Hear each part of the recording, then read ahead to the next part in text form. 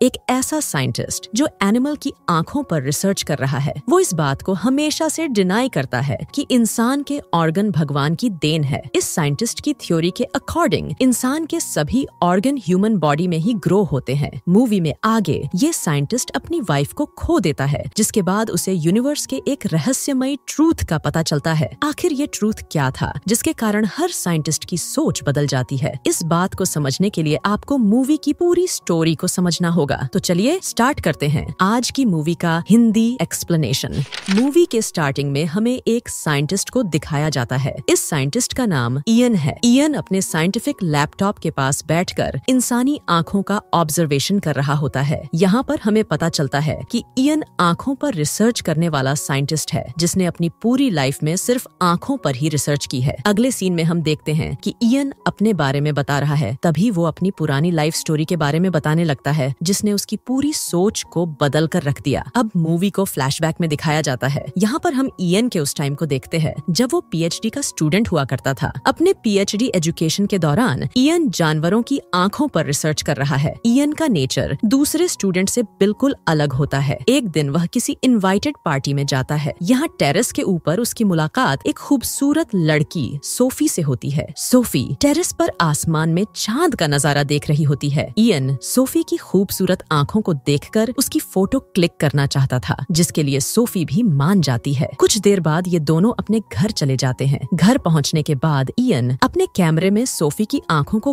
गौर से देखता है, क्योंकि सोफी की आंखों में कुछ अलग ही बात होती है जो इयन को उसकी तरफ आकर्षित करती है। अगले दिन सुबह इयन अपने लैब की तरफ जा रहा होता है, लेकिन रास्ते में किसी प्रॉब्लम की वजह से उसे रोड साइड पर रुकना पड़ता है। इसी दौरान अचानक उसकी नजर रोड पर लगे एक बड़े से पोस्टर पर पड़ती है, जहाँ पर वो एक लड़की की आंखों को देखता है। फिर इयन को ख्याल आता है कि ये आंखें तो सोफी की है। फिर इयन सोचता है कि आखिर सोफी कौन है। कुछ देर बाद इयन अपनी डेस्टिनेशन पर पहुंच जाता है, जहाँ पर वो सोफी के बारे में रिसर्च करने लगता है। यहाँ पर उसे पता चलता है कि सोफी एक मॉडल एक्ट्रेस है। इसी बीच उसे सोफी की एक तस्वीर भी मिलती है। इस तस्वीर को देखने के बाद वो अब सोफी से मिलना चाहता था और उससे ढेर सारी बातें करना चाहता था। अगले सीन में हम देखते हैं कि इयन ट्रेन से सफर करता हुआ घर की तरफ जा रहा होता है। तभी उसे ट्रेन में वही लड़की दिखाई देती है। सोफी को देखने के बाद इयन सरप्राइज्ड हो जाता है। कुछ देर बाद वह सोफी के पास जाता है और उससे बातें करने की कोशिश करता है। इसके बाद ये दोनों अच्छे फ्रेंड बन जाते हैं। अब इयन सोफी के साथ ही रहने लगता है। एक दिन सोफी इयन से इंडियन कल्चर के बारे में बात कर रही होती है। अब पता चलता है कि सोफी इंडियन कल्चर की बातों पर बिलीव करती है, लेकिन इयन सिर्फ साइंटिफिक बातों पर ही बिलीव करता है। यहाँ पर कई बातों को लेकर दोनों के बीच मतभेद रहती है, लेकिन वो दोनों अपने रिलेशन पर इसका बुरा इफेक्ट नहीं चाहते थे। कुछ दिनों बाद ये दोनों शादी करने का डिसाइड करते हैं। अगले दिन ये दोनों रजिस्टर्ड ऑफिस जाते हैं, लेकिन हॉलिडे होने की वजह से वे अपनी शादी का प्रोसेस कंप्लीट नहीं कर पाते। अब जब दोनों वापस लौट रहे होते हैं, तो इसी दौरान इयन को उसकी असिस्टेंट का कॉल आता है, जो इसे बताती है कि उसका पुराना एक्सपेरिमेंट कंप्लीट हो चुका है। यह बात सुनते ही इयन को अपनी सक्सेस पर काफी ज्यादा प्राउड फील होता है। अब इयन सोफी के साथ अपनी लैब में जाता है, जहाँ पर उसकी असिस्टेंट इंसेक्ट्स के ऊपर एक्सपेरिमेंट कर रही होती है। लैब में आने के बाद सोफी को पता चलता है कि इयन प्रकृति के साथ जबरदस्ती अपनी थ्योरी ऐड करना चाहता है। ये सब जानकर सोफी उसे समझाने की कोशिश करती है कि उसका ऐसा करना नेचर के खिलाफ है, लेकिन इयन सोफी की इस बात को अग्री नहीं करता है। अगले सीन में अचानक इयन की आंखों में लैब का केमिकल चला जाता है, जिसकी वजह से उसकी आंखों में जलन होने लगती है। तभी वहाँ पर इयन की असिस्टेंट पहुँच जाती है और उसकी आंखों में दवा डालकर ब्लाइंड फोल्ड लगा देती है। फिर कुछ देर बाद इयन सोफी के साथ अपने घर की तरफ निकल जाता है, मगर बिल्डिंग के लिफ्ट में कुछ खराबी आ जाती है, जिससे इयन तो बच जाता है, लेकिन सोफी की डेथ हो जाती है। अब हम इयन को 7 साल बाद एक इंटरव्यू में देखते हैं, जो किसी जर्नलिस्ट से बात कर रहा होता है। इयन एक तरह के इंसेक्ट को आंखें देकर पूरी तरह से पॉपुलर हो चुका था। यहाँ पर हमें पता चलता है कि अब इयन अपनी असिस्टेंट से शादी कर चुका है। कुछ दिनों बाद उसका एक बेबी पैदा होता है। जैसा कि इयन एक आंखों का साइंटिस्ट था, इसलिए वो अपने बच्चे की आंखों का टेस्ट करना चाहता था। इस टेस्ट के बाद इयन को पता चलता है कि उसके बच्चे की आंखें किसी दूसरे इंसान से मिलती हैं। अब इयन थोड़ा कंफ्यूज हो जाता है, क्योंकि उसके अकॉर्डिंग किसी इंसान की आंखें दूसरे इंसान से मैच नहीं हो सकती। कुछ दिन बाद दूसरे डॉक्टर द्वारा इयन के बच्चे का एक टेस्ट किया जाता है। यहाँ पर टेस्ट में इस बच्चे को कुछ तस्वीरें दिखाई जाती हैं, जिसे देखने के बाद ये बच्चा हर 2 फोटो में से